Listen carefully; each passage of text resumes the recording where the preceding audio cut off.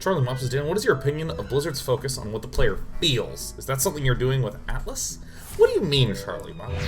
I think that what the player feels is, like, the most important thing. Dude, I gotta say, game feel is so critical. You can do a lot wrong in a game, and then you just get it to feel really good, and you're in totally good shape. Like, what's a game that just feels really good to play? Rocket League. Oh, Rocket League. Oh my god, Rocket League. I mean, it's so important to just make the game feel really wonderful to play. Like, this is one of the things that's wonderful about Hearthstone, is that it just feels so good to just, like, armoring it's so wonderful. That's so wonderful. And there are ways in which I try to do this in Atlas. There are ways in which this just happens in Atlas without me even attempting to. Oh, so Charlie Mop says Ben Brode uses that word many times in every video. For instance, part of the reason he doesn't want to balance old cards is because it doesn't feel good to come back to the game and have a card be different. I see what you're referring to now. So let's separate this out, because the word feel has many things that it could be referring to, that could be being talked about. For instance, in Rocket League, there is the feel to how a jump goes, or how a dodge roll goes. So if someone said, what are you trying to work on today in Rocket League? You might say, I'm trying to get the feel correct with this dodge roll. It just feels clunky. It doesn't feel accurate and nice, you know? And if someone said that to me, I would be like, I totally am on board with what you're going for. Yeah, so I mean, that's like a robust thing to work on. There are other aspects to feel that are about perception. Where, for instance, I'll take Baron Geddon. Baron Geddon can do some really strong things to the board. If you have an aggressive deck and someone plays Baron Geddon, it can really mess up your day. But it doesn't feel like it's necessarily bullshit. Which is very different from when Mind Control cost 8 mana, and Blizzard identified that it was actually fair. Mind Control did actually not have a balance problem associated with it, but it just felt so bad to play against that they made it 10 mana. And people were like, alright, cool, that's nice. So there's again that perception thing. There's many different categories of things that a feel, an incorrect feel, could be referring to. So in the case specifically brought up by Charlie Mop, where Ben Brode talks about it doesn't feel good to come back.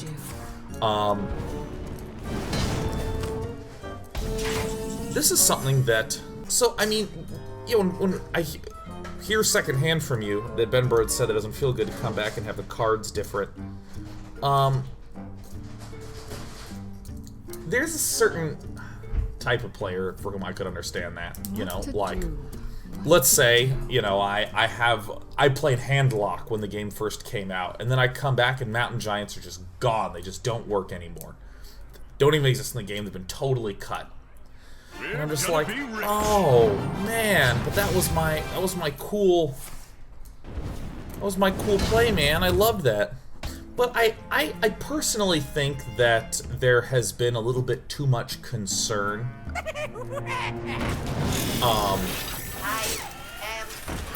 On Blizzard's side about, I don't know what this deck is. I couldn't tell you if you asked me what this deck is. I feel like there's been a little bit too much concern about certain player experiences that I just don't quite get. I don't quite get. Like, I feel like the wonderful benefit of Hearthstone as a digital game is the fact that you can change and balance and tune cards all the time. And I can imagine someone saying, well, wouldn't it feel bad to have your deck change all the time? Wouldn't that be a problem? And then I'd say, okay, well, let's go look into the wild. Let's look and see what other evidences there are of people having done this. And then I think it would be very easy to look at League of Legends and go, all right, They, in fact, have done this to great success. So we shouldn't be that worried about it.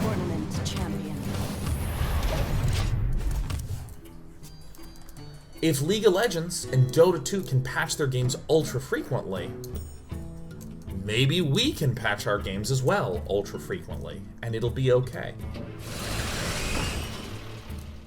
I feel like there is a different kind of merit to what Venbro's talking about, specifically for the collectible card game genre.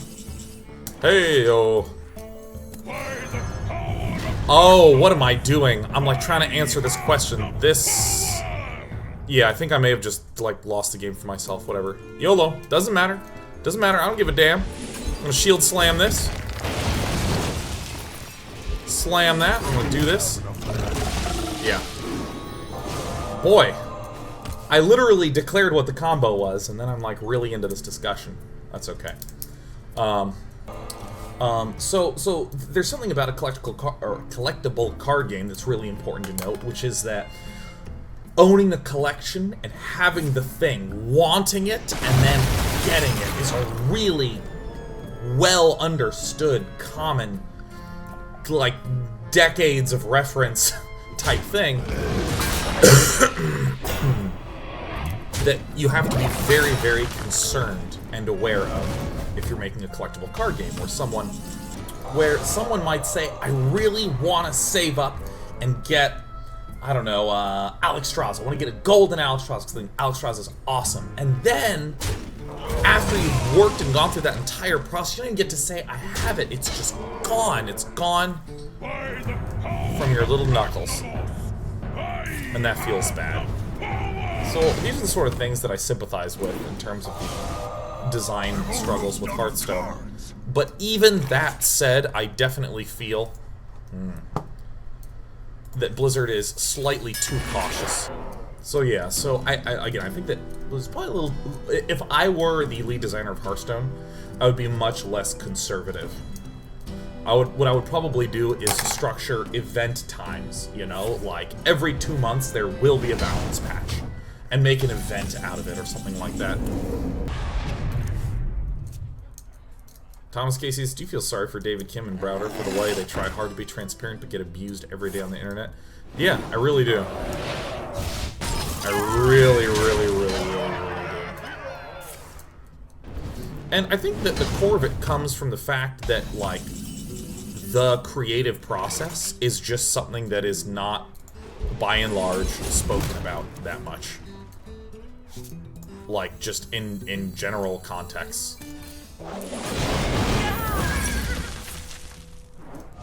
Oh.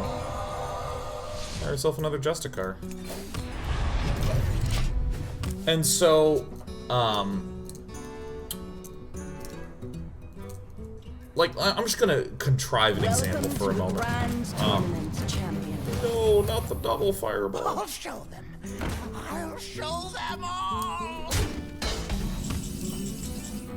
So here's my little contrived example. Suppose for a moment that there's a particular hero matchup in Heroes of the Storm that sucks right now. Let's just suppose that that is the case. Someday I'll be just like you. I've seen people type things like, I cannot believe that Dustin Browder thinks that that hero matchup is fair. I cannot believe that he thinks that. But of course, by no means is the existence of it imply that it is a deliberate choice. So much of what makes a game interesting is the fact that the designer doesn't actually have control over everything that's going on. And it's the players that come up with and create interesting things. So much of the joy comes from that.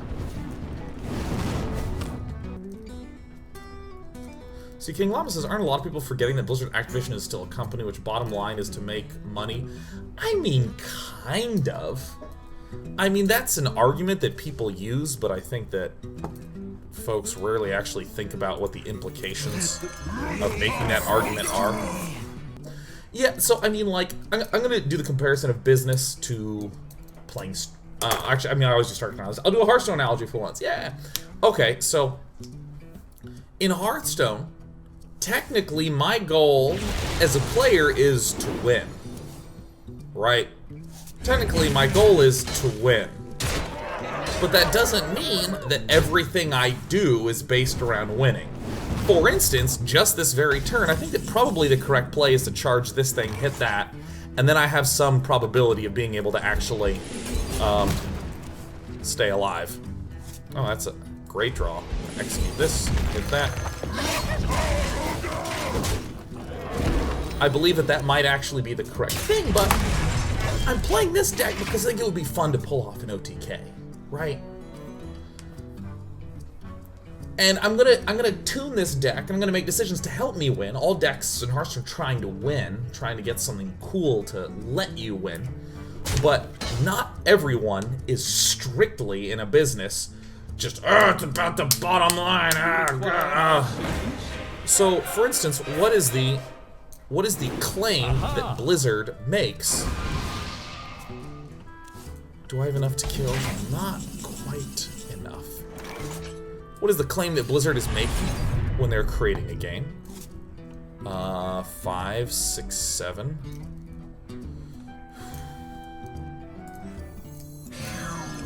This has to be a very exact outcome.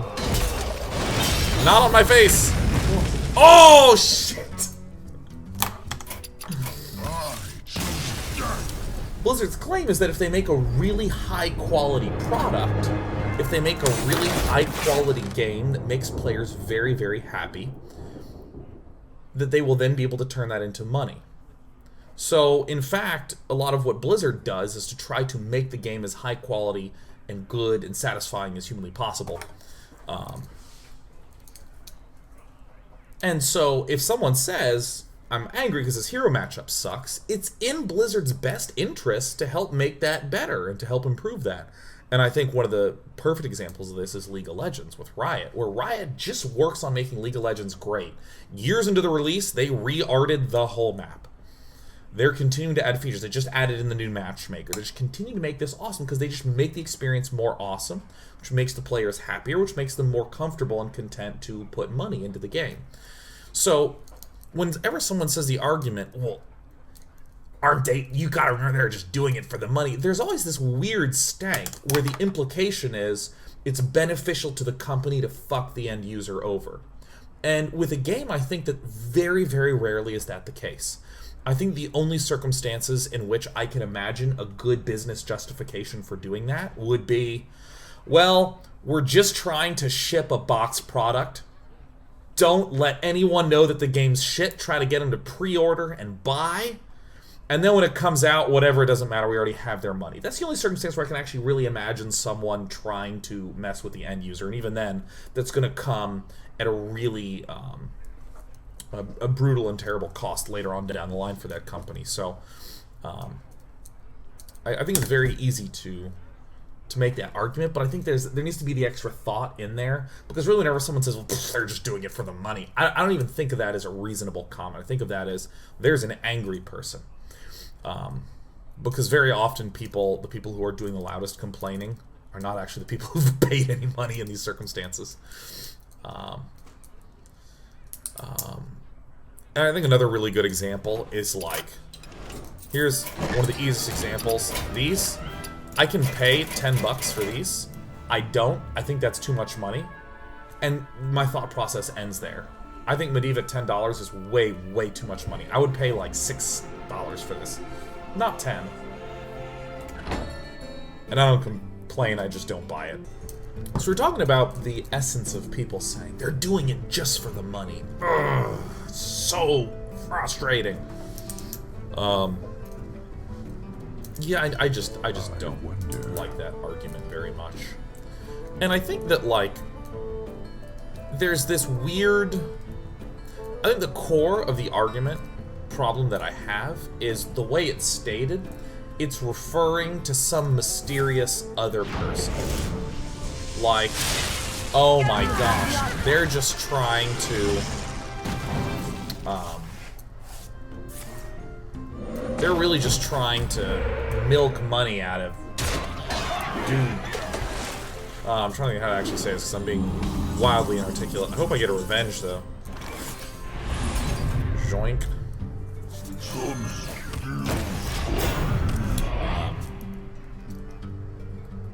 What was I talking about? The medicine has clouded my brain. Oh yeah, there's this like, oh yeah, they're trying to milk every dime out of people. But like, I actually rarely hear someone speak in the manner of, they are milking a lot of dimes out of me. You know? Like, God, I am so frustrated that I am actually... Oh, is he gonna mill himself? Oh, might mill himself, kill himself. Arguments that I see more robust are like, hey, this stuff costs so much money that there's no way I'm ever gonna buy it, so I'm not even getting to play a game. Well... Yeah, I don't really remember my train of thought on the entire matter, but basically it's that the general sense that somehow something evil is occurring because they're doing it for money, and then there's no follow-up thought processes. And to answer your question, what? Oh yeah, there will be so many Atlas streams coming up soon. And by soon, I mean whenever the game's ready. Probably earlier than that. Yeah, I mean, what I imagine I'll do with the Atlas streaming is, like, even before the game is done and good to go and ready to go.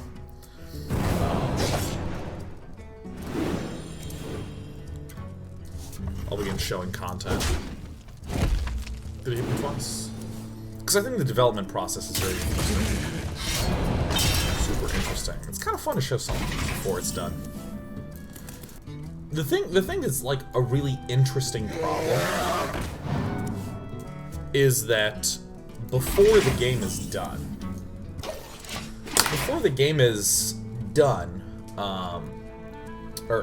if I show the game at too early a development time, there's this interesting trade-off, because on one hand, it's really critical and good to get lots of feedback.